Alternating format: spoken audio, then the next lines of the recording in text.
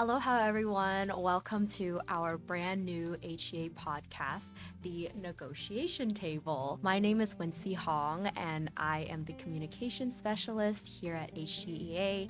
And we're here to bring you this new podcast on a monthly basis to bring you the most recent updates. So, with us today, we have a very special guest, our very own executive director, Randy Pereira. So, aloha. Hey, aloha. Before we begin, we just want to say show us some love, show us some support on this new podcast series by subscribing and hitting that thumbs up button so we know to continue making content like this. So let's dive in.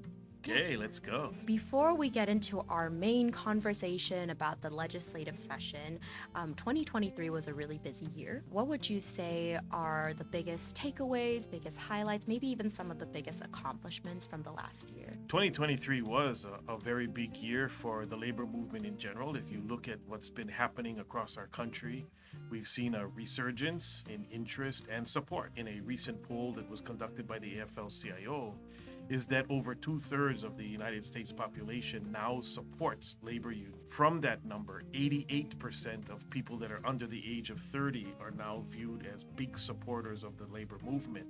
So it's been a resurgence in interest for worker rights, for worker freedoms, and certainly that's something that we've long enjoyed here in Hawaii in terms of our union density and the relationship I think that our unions have had with the community. For us here at HGEA, by all accounts, it was a pretty successful year. We had a relatively successful legislative session. We've seen successes in our pursuit of completing the temporary hazard pay issue with a couple of jurisdictions, with impending decisions now for 2 more counties and the possibility of settlement discussions with the state and the others. And overall, I think we saw kind of a resurgence of interest here locally in terms of our members' place in the labor community and how they view the organization and the support they have, which clearly I have to thank our members for. It was a very challenging year, and sadly it'll be marked by tragedies like the Maui wildfires. But we've stood together and things are looking pretty good.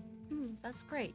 And you mentioned a few things that we're actually going to be talking about a little later on, such as the Maui wildfires, as well as our main topic today, which is the legislative session. So let's turn to that. So we're seeing that across the state, there are not just in state government, but also in county government, that there are vast numbers of vacancies. We saw in a recent DHERD report, there is an overall 27% vacancy rate, the highest that it's been in the last 5 years. As times are evolving and we need to adjust to a new generation of employees, like you mentioned, a lot of folks under the age of 30, how will HGA ask the legislature to support and address pay equity as well as recruitment of a stronger government workforce? The big issue facing both public and private sector employers in our state, and frankly in many states across the country, it's just the question of where did all the workers go? In the wake of the COVID pandemic, it just appears that there are fewer people that are making themselves available for the workforce. Here in Hawaii, we also talk about out migration of our kids to the mainland, but vacancies right now are a tremendous drag on government, and it is severely impacting the kind of services that people as taxpayers would expect. And it's also wearing our members to the bone and very thin. The thing to note about the DHERD report is that they have to gather data from a variety of sources, so that 27% vacancy rate is a snapshot in time. We keep track of vacancies here, although not completely accurately, but to the ability that we can. And in particular, there are occupations where the vacancy rate has been exceeding 40%. For us, we're looking at these numbers in real time and realizing that it is a tremendous challenge. And in addition, if you look at the DHERD projections, roughly 1/3 of the workforce will be eligible to retire within the next few years.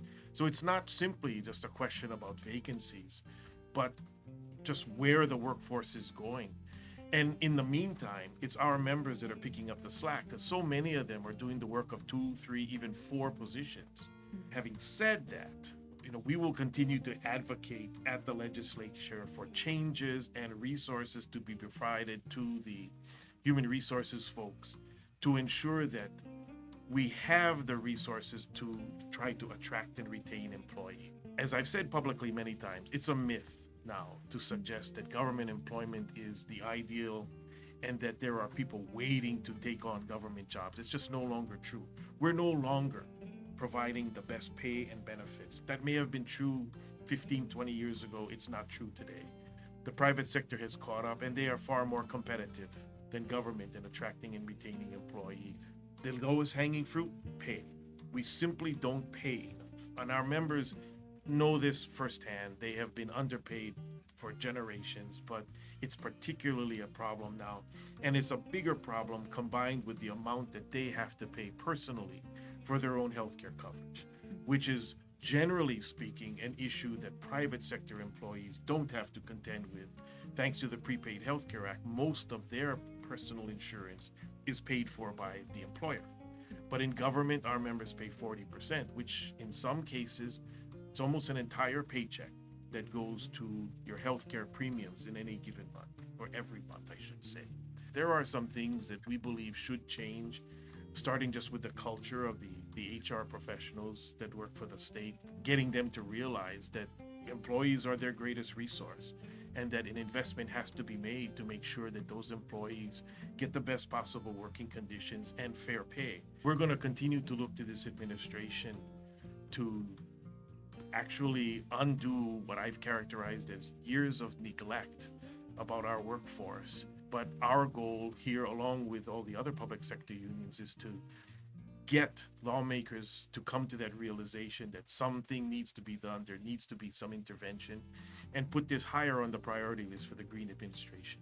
You talked a bit about how folks in the private sector don't necessarily have to worry about things, for example, like the healthcare premiums.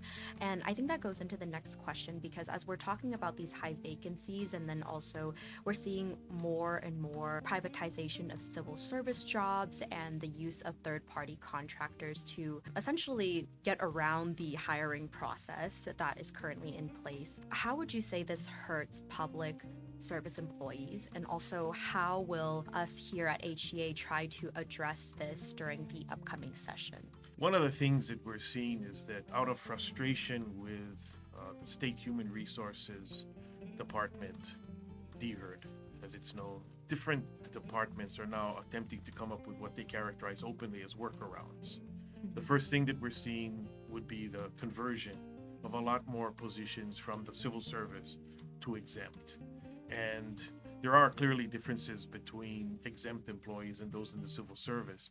For the tax-paying public, of course, the concern would be patronage hiring, and there is a greater opportunity for that hiring process to be abused when it's through exempt employment as opposed to civil service employment, where employees are properly vetted and there's an assurance that there aren't conflicts of interest for the people that get hired. Pay equity will be an issue because, generally speaking, what these departments are seeing is the need to hire people at higher rates, which is reflective of the job market here in Hawaii. We've been trying and will continue to try to impress upon the legislature that resources should be put into collective bargaining that will allow us to negotiate higher salaries across the board for all occupations, something that DHERD has resisted candidly. For us, it's those workarounds that we're particularly concerned about. And then in the absence of everything else, we're seeing the increase in the number of outsourced work. I'll use like some real life examples. We're facing some severe shortages in terms of nursing, particularly say in healthcare, and particularly in the specialty areas. The employers have, instead of trying to be more aggressive in their recruiting, have just simply resorted to outsourcing to private firms just to fill the gap with temporary nurses. They are paying way more to the contractors of these nurse agencies, the temp agencies, than they are or would to the incumbent employees. Mm-hmm. So it's actually increasing the costs that the taxpayers are bearing, and with no apparent resolution on the horizon, we can anticipate that this continued outsourcing is going to result in even higher costs to government and just kind of creating a negative spiral that at the end of the day, none of us want.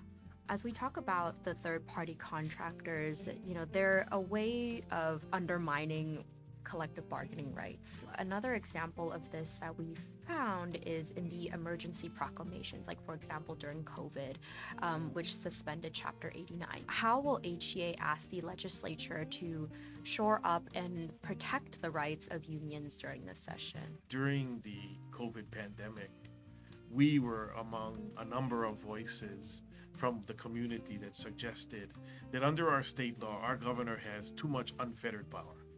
And the governor has still on the books the ability to enact these emergency proclamations that would suspend laws, even suspend constitutional rights, it seems, or at least they've gotten away with it. It's of grave concern to us.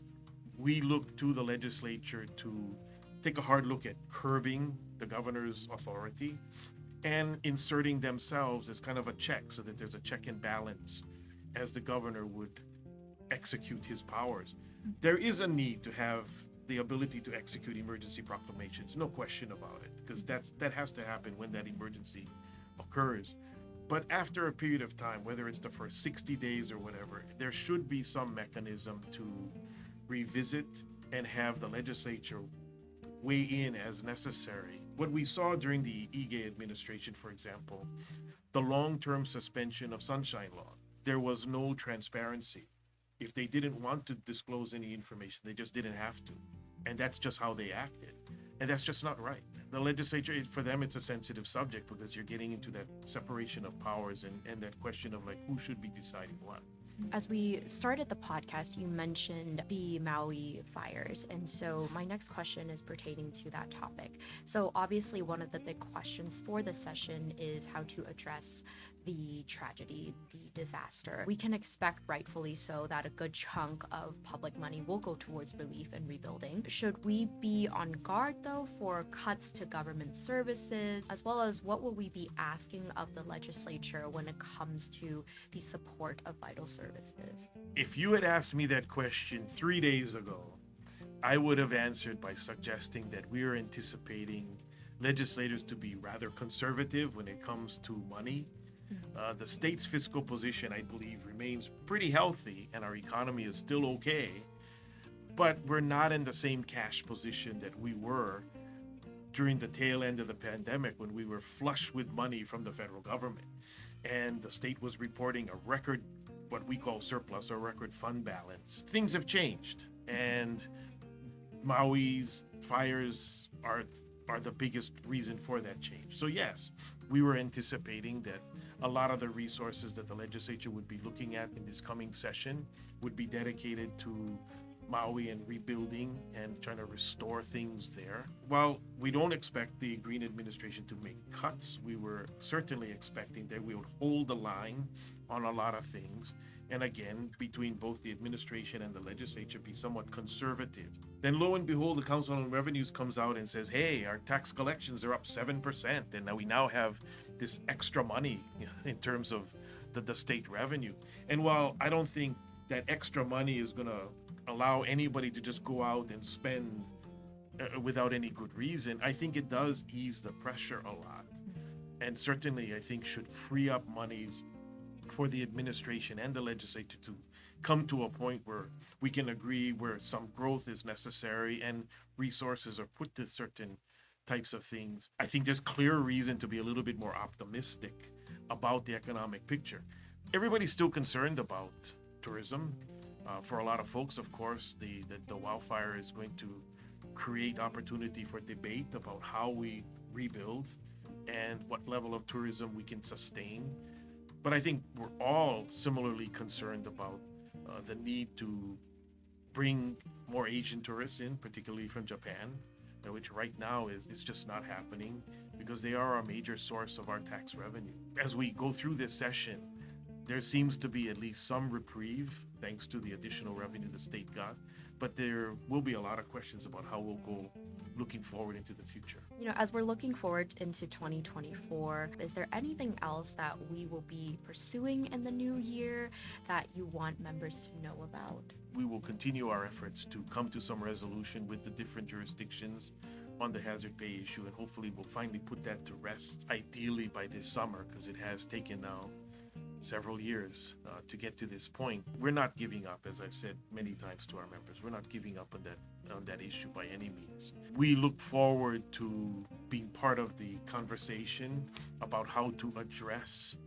changes to the health plan, and the EUTF administrator has convened a small group that is going to be taking a look at the EUTF and how we can make the cost more sustainable for both the employers as well as for the employees, certainly. We will enter the summer of 2024, beginning collective bargaining for the next contract that would begin on July 1, 2025. So we'll be exchanging proposals soon enough, and hopefully we'll be able to address some long-standing issues. We languished for 8 years with the previous administration without the ability to have a whole lot of discussion about continued problems. For example, we haven't addressed travel in over 10 years, thanks to the previous administration's just unwillingness to address the topic. In the post 9/11 world, where people are required to show up now only 30 minutes before they're going to be compensated, only 30 minutes before their flight. Who among us can get to the airport before 30 minutes before your flight and expect to get on the plane? It's just not going to happen. So things like that we need to address. And one other topic that I will raise, because it has been the cause of some concern and upset for me, is continuing to address this issue of people working remotely. I am very frustrated, if not outraged on occasion, by how, in particular, the state Senate has chosen to characterize our employees who work remotely and suggesting that they are slacking and not being productive. They're somewhat counterintuitive in suggesting that you need to clamp down and force people to come into work physically in an era where more and more employers are realizing that job flexibility, including remote work, is an integral part of the employment package and a key element, if not benefit, but certainly a key element in trying to attract and retain employees.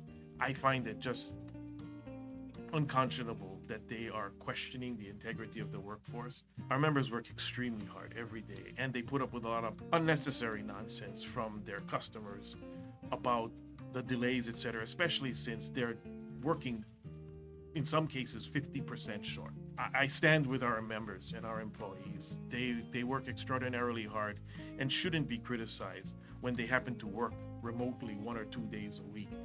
And I certainly would hope that the Senate gets off of this nonsense and accepts the reality that they have a hard-working workforce that deserves better treatment. So we have a lot to look forward to, and the fight continues. And Absolutely. I just want to thank you so much for, taking time out of your very busy schedule to join us today on this very important conversation to kickstart this new year. So thank you so much for joining us, Randy. No, thanks for having me. Actually, it's a good thing. For more content like this, like I mentioned at the very beginning, subscribe to us so you get notified, and also hit the like button so we know to continue making content like this. It really shows us some love and, knows that we're on the right track. So thank you to you all for listening, for tuning in, and we will be back next month.